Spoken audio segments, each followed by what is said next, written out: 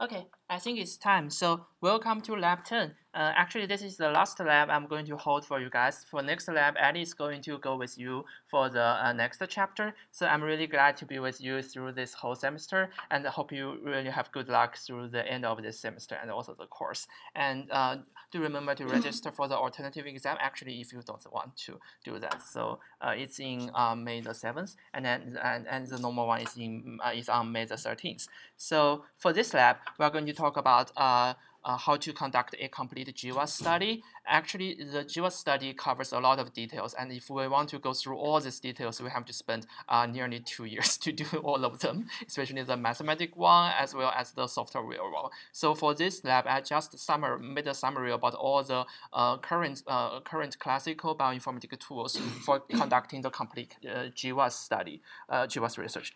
And then I would talk about some mathematical details about the regression and also about how to do the feature selection based on using the lasso method, and also to go through the second part of the homework in the which covers the regression and feature selection issues. Well, so some students in the feedback tells me that they want to have some part for their own explorations. So I wouldn't go through part 3 for the just leave it for your own explorations. And yeah, and then we could reserve enough time to go through that part. Okay, so few announcements. This homework 5 is due on this Sunday, and everyone's doing fine so far, especially for homework 3 and homework 4, I think. Yeah, and then I would hold the additional office hour tomorrow in the afternoon. So the first part is about the genome-wide association studies, and I would go through from the very basic concepts about how to encode the genotyping data and the phenotyping data, and how to detect the association between them, and also how to understand the association detected in the GWAS study from the perspective of the epigenetics. And then for the second part is about the regression and the feature selection with the lasso. I would talk about the mathematical data first, and then give some examples, and finally go through the second part of the question.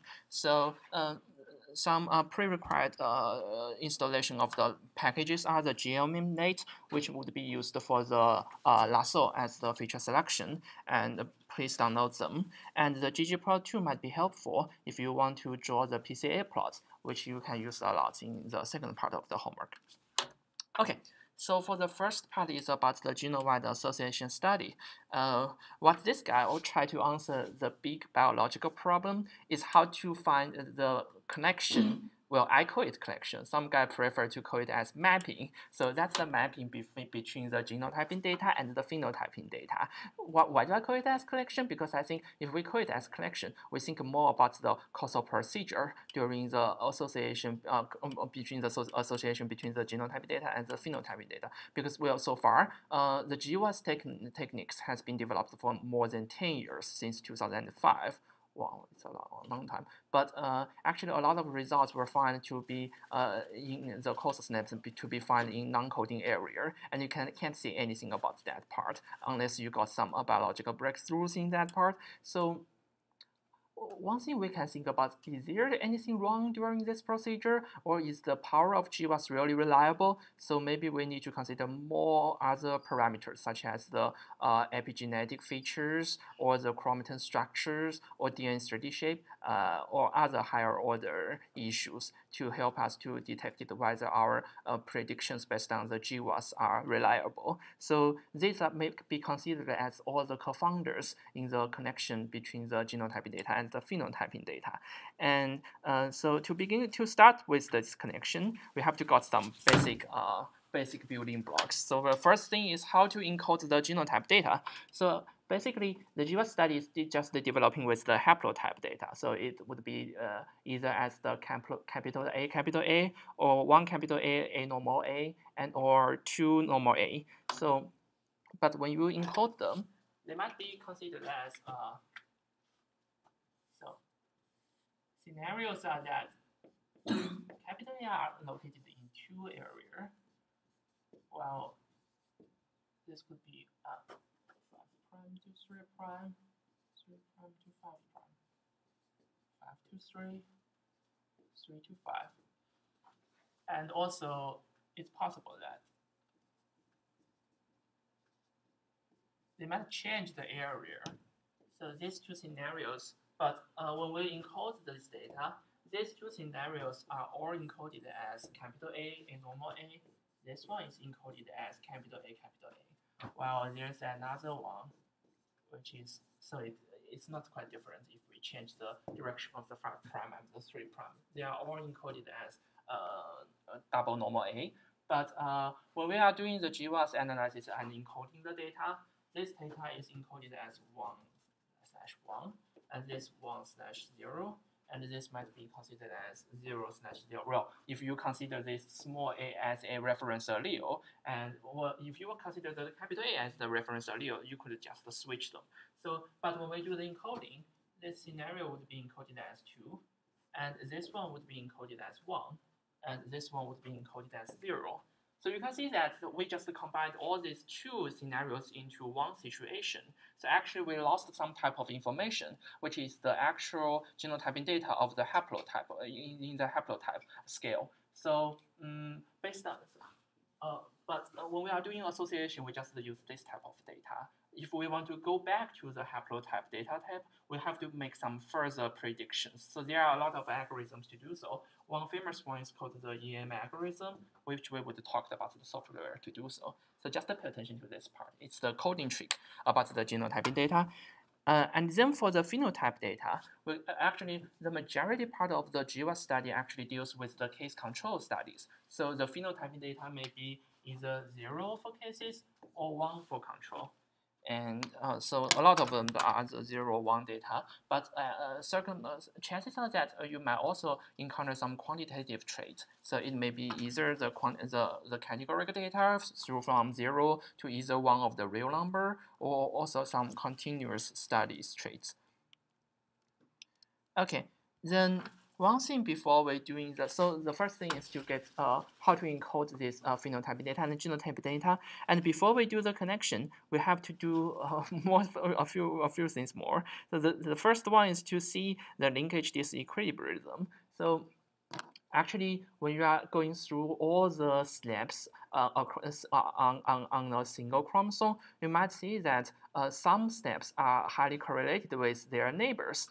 But under these circumstances, if you detected some traits that is significantly associated with this specific SNPs, well, based on this SNP is also highly correlated with its neighbor. So how could you tell about the relationship between its neighbor and the trait? Chances are that its neighbor could also be the causal SNP of the trait, right? So under these circumstances, you cannot know which one of the SNPs are actually the causal SNP. It's really hard to tell. And so, but such kind of situations were concluded as the LD problems. And so before we go through the associations, we have to do some LD explorations. Well, the Broad Institute have developed this HaploView to help you to visualize this LD patterns, and they get a lot of details covered in this tutorial. We can go through the screenshot. So basically, this is what I'm talking about. You might got step 1, 2, 3, 4, 5, 6, 7, 8 on the same page, but you might see that some specific area in this chromosome might be highly correlated with each other. So when you detect it, if this SNP is highly correlated with some specific trait, chances are that the neighbors of it is still highly associated with that trait. So when you do the associations, you have to control these LD patterns. Yeah. So that's the HaploView, using the HaploView to detect the LD patterns. And then also within each of these domains, we might want to choose some proxies of the tag SNPs. So this could be done with the software as the SNAP. Well, it's also developed by the Broad Institute. And also when we are calculating some statistical genetic scores as the D' and R square using the genotyping data, this software developed by the Michigan Statistical Genetics Center would be very helpful. Yeah, Gonzala's group had a lot of output, even though Gonzala didn't stay in the academic area for the next few years. But they developed a lot of good tools. And then it's about the haplotype inference. So this is the problem I'm talking about, which we could use the information we had, the encoding information we got here to make the inference about the original haplotype data. So this could also be done by using the frequency using graphs, but by using the FUGUE developed by the U Michigan Statistics Genetic Center, you can only estimate the haplotype frequency. But another method could be the Markov chain-based haplotyper, which is the MACH. Well, it's developed by the same group, but yeah, but they got a whole package about how to do that. So I should jump them now. Okay, so now we have seen the LD patterns, and then another thing we have to do before before constructing the connection is to do the data quality control, both for the phenotyping data and also for the genotyping data. Well, you might ask the question, why do we need to do the quality control for the phenotyping data? So sometimes when the patient reports their phenotype data, such as when they report their sex, or report their population, they might make some mistakes, right? So maybe we have to do some predictions based on their genotyping data to make the phenotype prediction. This is could be summarized as either the sex inference problem or as the population inference problem. We will talk about that later. But the first thing is to do the quality control for the genotyping data. Well, the most popular software now to do the QC is the Plink software. So it's already version 2 now, and if you go to their website, they got a lot of details. But yeah, Plink is very popular. It's also originally developed by U Michigan, and it could help you to. It could also do the association analysis followed by the QC procedure. But the Plink does have some limitations. It failed to consider some more details about the quality control. So there are some thresholds they didn't do. For example, one of the most important thresholds to detect whether a variant is qualified is to see whether this variant is in accordance with the Harding-Weinberg equilibrium. But when Plink try to test whether this equation is hold, it's actually testing the Harding-Weinberg across all Zappos. So that might be problematic because you don't know the exact population of each one of your Zappos. The chances are that your cohorts covered a lot of different people originally from different populations. So under that circumstances, their allele frequency might be different across different population, but the Harding-Weinberg threshold would also be slightly different when you are doing that for across all of them. So a more reliable one might be conducting the Harding-Weinberg test within specific population and try to do the QC for a very small group instead of the whole cohorts for your study. And this is the problem for the Harding-Weinberg. So the other problem might be that the Plink may fail to identify some problematic Zappos. Well, when you are doing the QC, actually you think about it from two perspectives. One is the QC for the variants, and the second one is to do the QC for the Zappos. Well, Plink might be successful in QC for the variants, but it failed to consider the QC for the Zappos, such as some thresholds might be as the ratio of the transition of transversions, and also the ratio of heterozygous over homozygous variants, and also the ratio of insertion over deletion. These sort of things could tell us the quality of the sequencing technology, and they failed to consider that. So this software is still under debating, and maybe in next year or so, some new software would be coming out. So actually, that's part of my current work now. We would see what would happen in the next few years. And then after the QC, we're actually doing the how to measure the connection now. So as I mentioned, how could we encode this data? So this talks about the overview of the data structure you might encounter in a case control genetic association studies. So the data might be divided into two areas. One is for the cases, and another one are for the controls. So you got both capital A and one capital A small a, and both double small a, and you got the counting number of them. After that, might using so Plink could do both the linear association with this Plink.glm.linear to conduct the linear regression between the phenotyping data and the genotype data, and it could also do the logistic regression if you are mainly dealing with some case control studies. But this one might be hard to get the intuitive impression. So to help you to get through it. So now what would the data structure look like? You might got some specific snap 1. Well, you could call it as mutations. And also, so it might be snap n. And you also got some zapples as zapple ID 1, zapple ID 2, zapple ID n. Well, so you got a large matrix. And now, each of these naples also have some phenotype data. So this may be P1, P2, until Pn.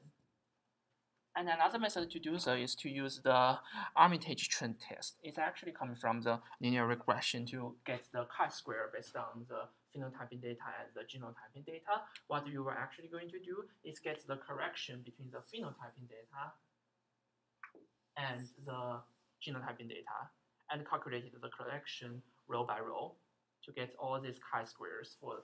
So you get one chi-square for snap 1, so it might be chi-square 1, and you got chi-square 2, and also chi-square m.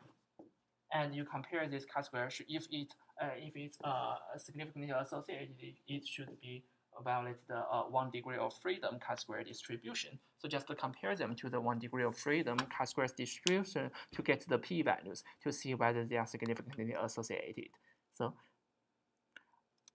you could also use the chi-square to help you to tell the power of the method you are using at this moment. Well, other guys may have some other definitions about the power of the GWAS, but this is one of the truths.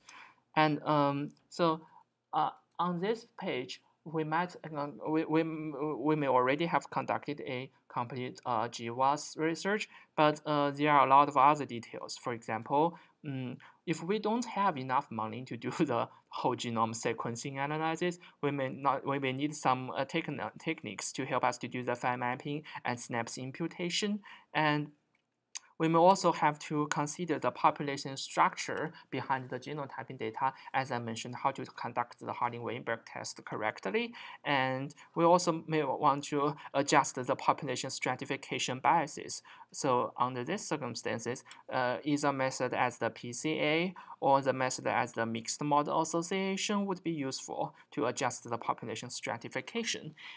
Sometimes we may also want to consider the Zappos relatedness, so which we call the which we use the because if the Zappos are highly correlated with each other, they might contribute a lot to the heritability of some specific traits. So that's not the thing we want. Well, so far the most popular measure to use that is used to measure the relatedness is kinship matrix. So, but if we could go through the kinship matrix distribution. They calculated the coefficients to assess the genetic resemblance between individuals. So what you would get is some matrix like this. So you get this S refers to the Zappos, and the correlation matrix between them is they call it as the kinship matrix. So when this number is higher than, they got some specific threshold.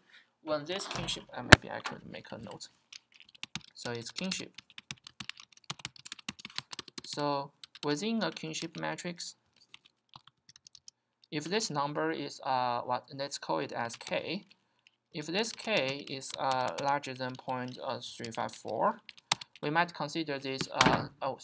We might consider this pair of Zappos as a duplicate. or we call it as MZ twins. So you can see that the correlation between example 5 and example 1 is 0.5. So they are larger than 0.354. So they may be called as a duplicates or MZ twins. And you can see that the kinship number between the same example is exactly 1. And other thresholds might be that when this kinship matrix is in half of this number and 0.354, they might be considered as the first degree. So their relationship might be considered as first degree associated. No, first degree related. And if this threshold is in, again, it's half of them. Well, it's a log scale, so it comes in chance that it's just half of them. And 0.17 is the second degree related. And if this k is in 42 and no, it's 44. This one is the third degree. So you could use this thing to help you to get some intuition about the relatedness between all your examples. Actually, I can. Oh yeah, this plot is enough to do so. Yeah, if you want to see more examples, please come to me. I can show you some examples from real data. And then we may want to control this example relatedness.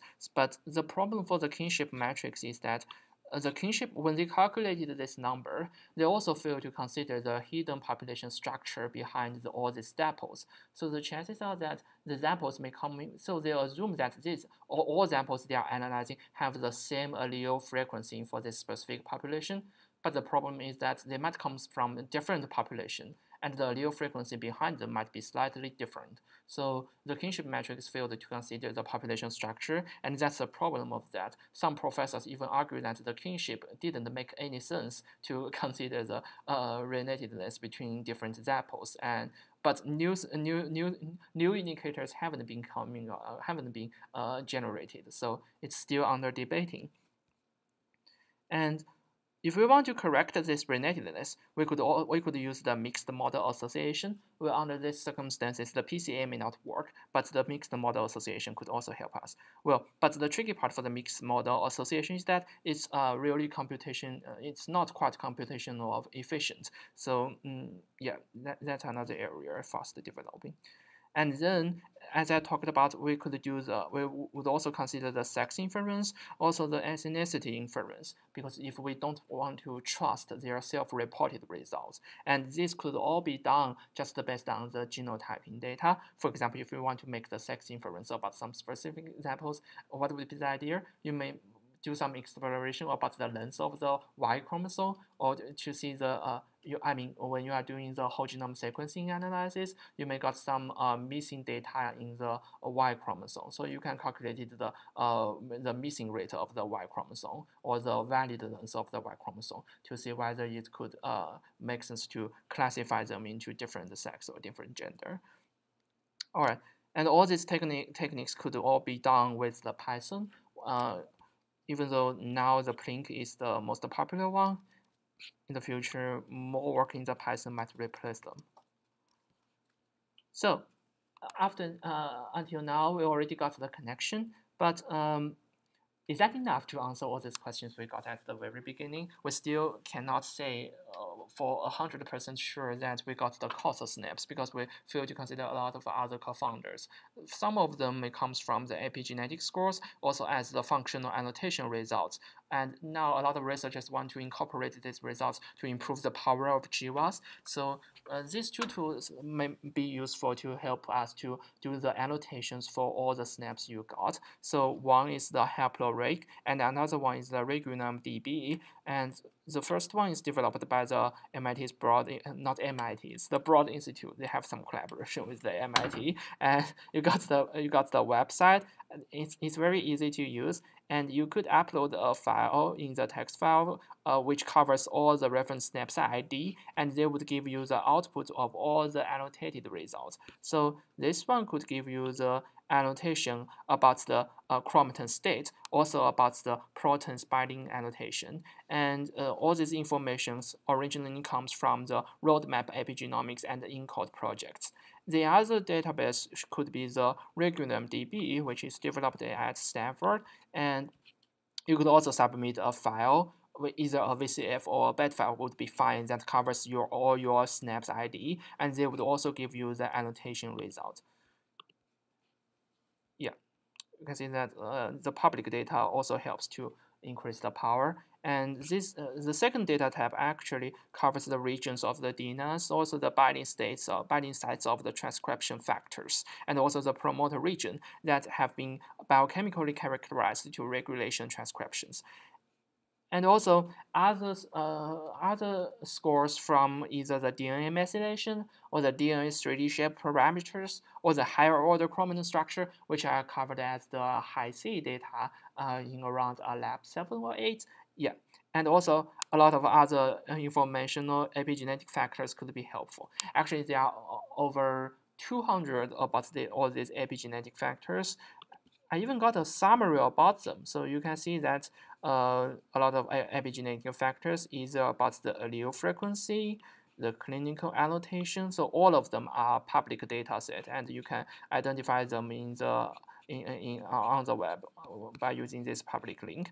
And also the conservation, the epigenetic factors is covers this open chromatin, and the integrative analysis results, the local DNA structure, the microRNA, molecular, so some familiar guys as the GC content, the CpG ions, or the transversion ratio, also the proton function, and also the variant location, and also, yeah, these are the supplementaries about this database. So a lot of things could be considered to be incorporated into the analysis procedure of the GWAS. So either to put them as the weight into the association measure procedure, or put them as the domain information to provide you with some a priori probability to help you get the measurement, would be maybe some possible paths to help you to detect to increase the power of GWAS. All right, a very fast overview about the GWAS procedure, and as I mentioned that it may take about 2 years to cover all these details. And if you like it, you could go to all these softwares to play around with them. All right. Then the second part is about the regression and feature selection. So maybe a lot of you are not coming from a statistical background, but I would try to explain them as intuitively as I can. So what these two procedures are doing is actually doing the maximization, the optimization, I would say. No, the maximization would be fine. So they want to minimize different things. For the linear regression, so for now, from this data, you can see that you got this phenotyping data as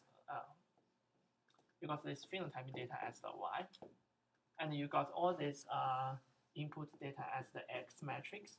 So you want to get a model from X to Y. So this is what this sort of regression are doing. For the linear regression, it covers the difference between the Y, which is your output, and also the X matrix after transformation, which is the transformation with the beta based on the X matrix. And they got the differences and square it and try to minimize them as large as they can. So. And after that, they got a beta matrix, which they called as the coefficient matrix. So this could all be done in R with some really simple command. If you can open my R script. And before we do so, just note the required package. Well, the GMNet is used for the lasso feature selections. And then, where are we?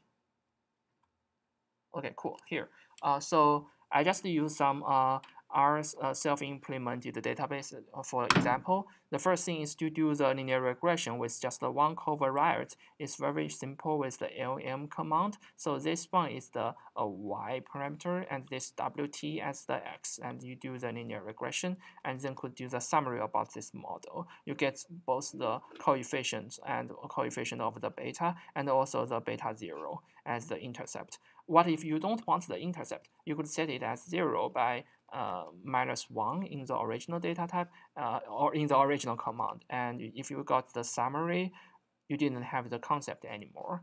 And you can also run a linear regression for multiple covariates with this LM command. Just type in as much covariates as you want, and then do a summary about them.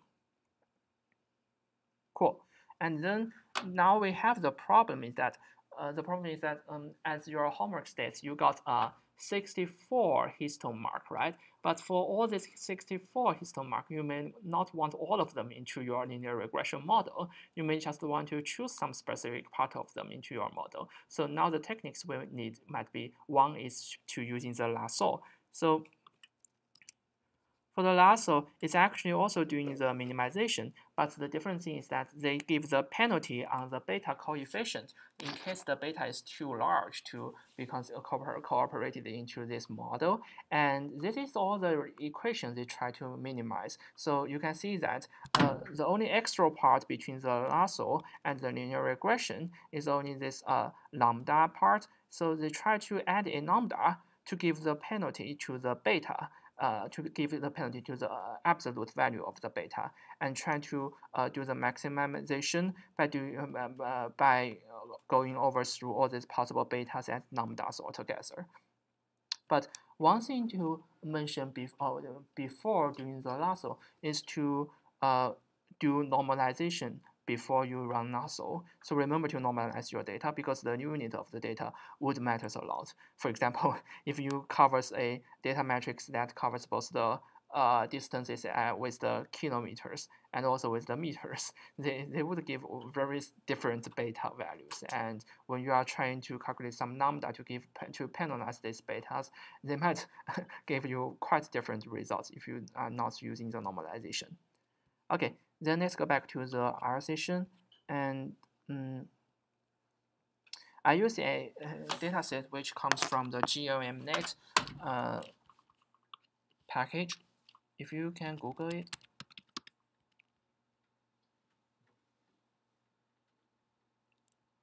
I will go to the GLMNet Stanford edu. Okay, so they give you a very friendly tutorial how to install this package and how to do the GLMNet first to fit the lasso, to select the features, print the coefficient, and to choose the correct lambda. And then rerun the linear regression again to get the reliable coefficient, which is in your final model after feature selection, and also do the prediction. The GLMNet could also do the linear regression. Well, the first part would be very helpful. Okay, this is for your reference. And if we come back, let us go through some examples. We can load the original dataset in this package, and let's take an overview of this data structure. So it comes from about 20 covariates and only one output. And then we could run a generalized linear model with them, and then plot this one. So you can see across this lambda, the beta coefficient changed a lot and varied between different lambdas. So the mission for us now is to pick the appropriate lambda that could minimize this equation. So this could all be done with some automatic command in R. This one tells you print out the coefficient at some specific lambda, which is, for example, when you specify it at 0.1, it gives you the coefficient result about all covariance at this point as 0.1. So at this point, you can see that a lot of features were not incorporated into this model. Only the variables with the coefficient value are incorporated into this regression model. So you can see the variable with the coefficient as a dot would be considered as failed to be selected into our final regression model. So on this step, they finished this feature selection by setting the beta to exactly 0. So if you got the beta as exactly 0, they are not selected into your regression model. That's what Lasso is doing. Yes, problem. Question: where do you do the normalization for Lasso? Oh, that is doing the normalization to extract the mean and divide it by the variance. Does that automatically happen with GLM? No, they didn't. You have to do it by yourself. But for the homework, I think the data, you don't have that problem because all this data have the same unit, right? They're just the rate count. Yeah. This thing would happen when you are going to incorporate something like you want to incorporate the age and also the body mass index or some similar things, or the blood pressure when they have different units, and you could do the normalization. Yeah. Cool. And then we do some cross-validation to help us to pick the ideal lambda. And if we plot them, this lambda might be located on this area, and it could be printed out directly. So the ideal lambda now could be 0.0757 or so. And you pass this ideal lambda back to the coefficient command to do the final regression, and this gives you the final regression results.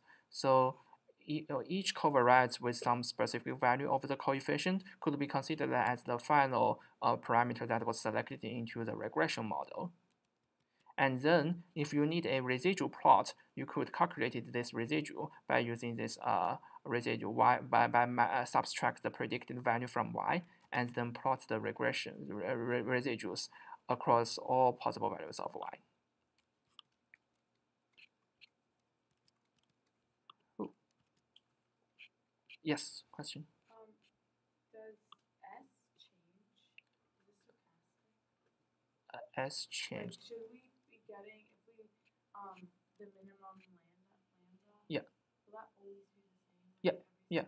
I mean, if you that depends on your cross validation. But for this one, it would be the same if you set some specific seed. So before doing so, you might set seed as what is that? 215, 228, 282. Yeah. This is the result for the cross validation. So sometimes it might be slightly different, but if you use the same seed, they would be the same. All right. Then I think we could jump into our part 2 of this homework. So for this homework, it's trying to find the connection between the gene expression data and also the histone marks. So just want to make the correction. Basically, we only got 64 columns instead of 81 columns in the original homework. I apologize for this one. So, well, in previous year, we got 81 columns, so surely didn't change that number. But actually, it's 64 for this homework's database, so it's 64 columns. And for each,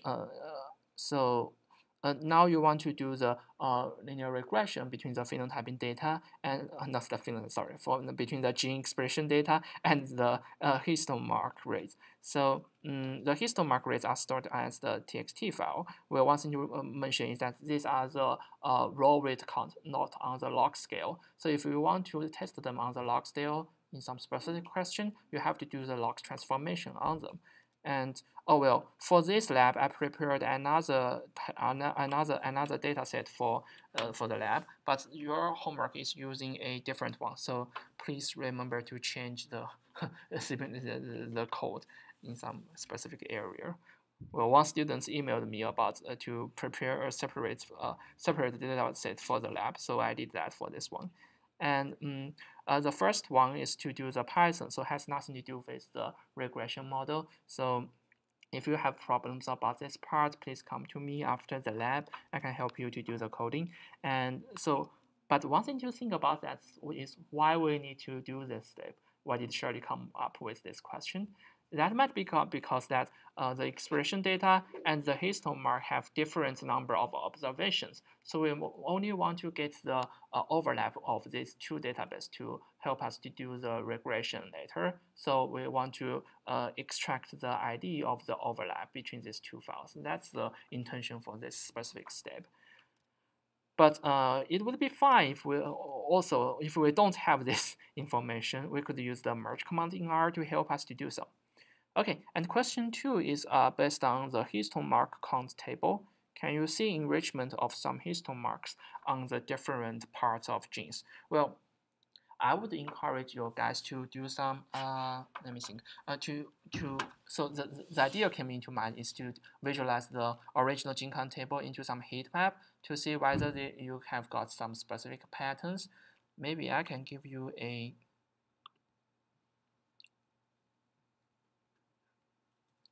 example. This is got the results. Maybe this one. Yeah.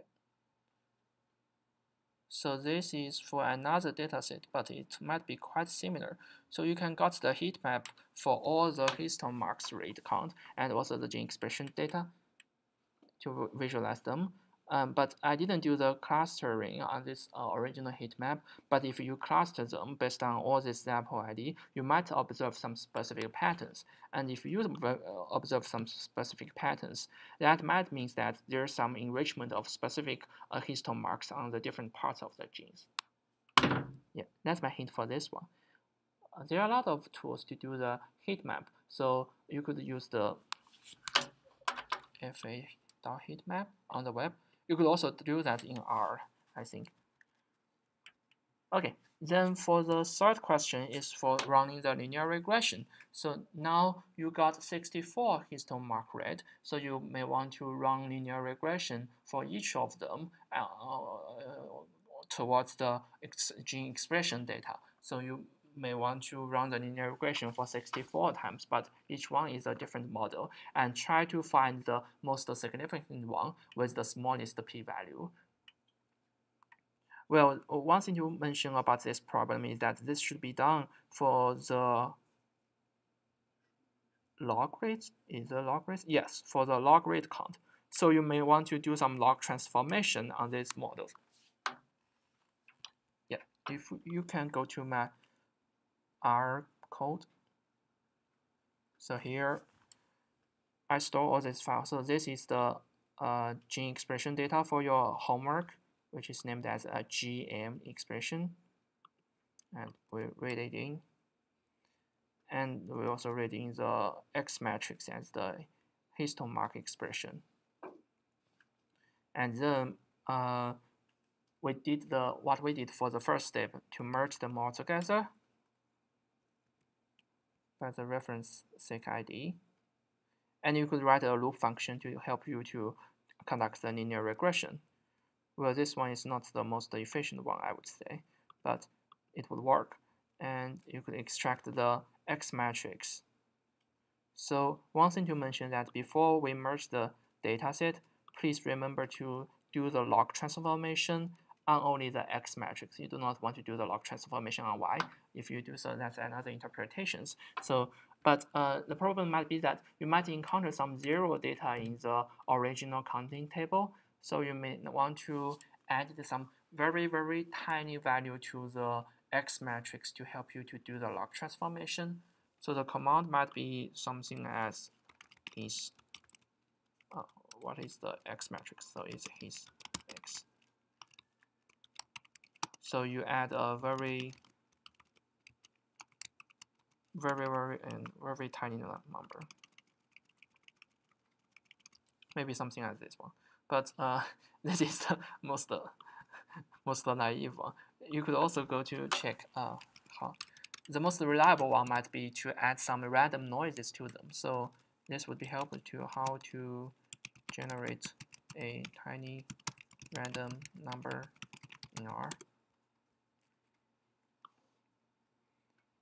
And you could use the generate uniform distribution numbers to generate some really small small number and the random noises. And yes.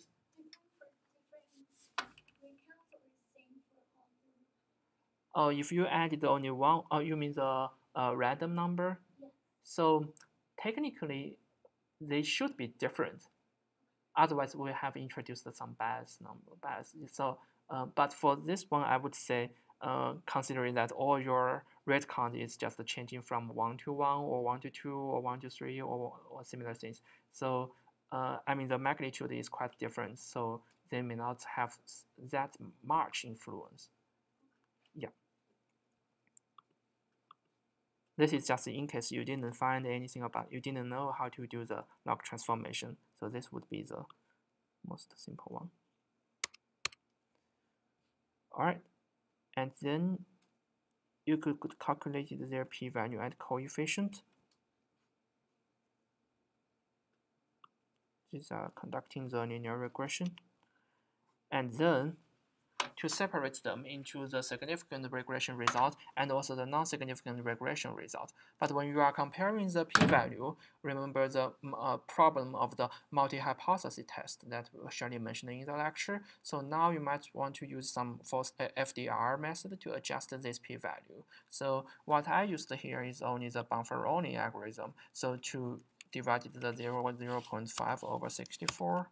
So you got this number here, and compare them to the p-value. And now you separated the results into two groups.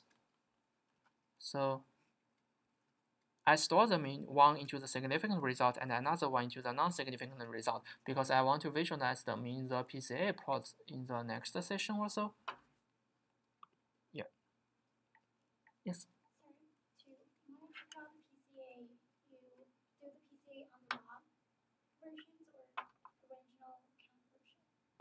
Please remind me when we come to that question. Yeah. Yes, so for this question, we still need the multiple hypothesis correction.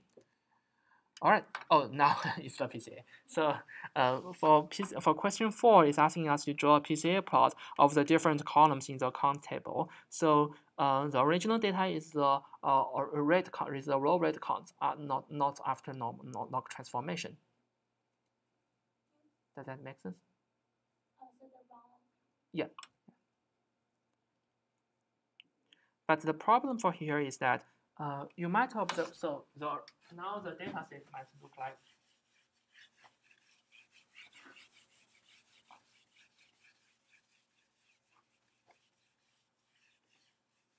let's see what does this data set look like. So you got a lot of gene ID.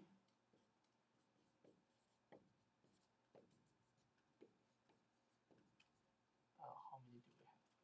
Maybe N. And also the histone marks.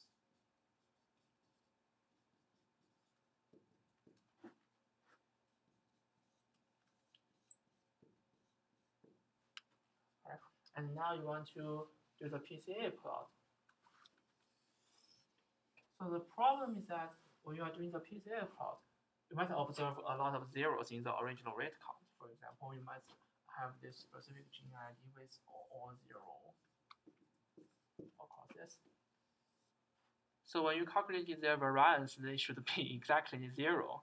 And this one is not allowed to be analyzed by the PCA. So you may want to remove the rows with all zeros. So you might do the sum of the rows as 0 and remove them before you do the PCA. Yeah, I don't know whether this would be the issue. So if you encounter the error when you are doing the PCA, this might be some problems you can think about. Yeah, then for question 5, it's comparing, so now it's about the original data type.